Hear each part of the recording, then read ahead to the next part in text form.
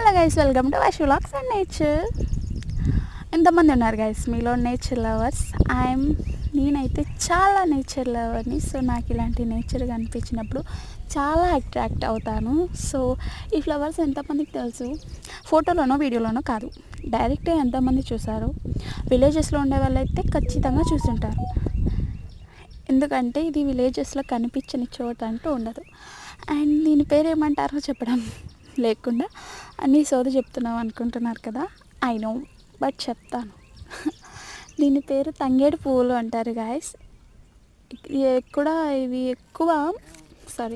ఇవి ఎక్కువ మ్యారేజెస్ అంటే పెళ్ళిళ్ళ సీజన్లో ఎక్కువ కనిపిస్తాయంట. మా అమ్మ చెప్తుంది నాకు. అవైతే పూలు పూసి మళ్ళీ కాయలు కూడా కాసినాయి, కాయలు కూడా ఎండిపోయినాయి.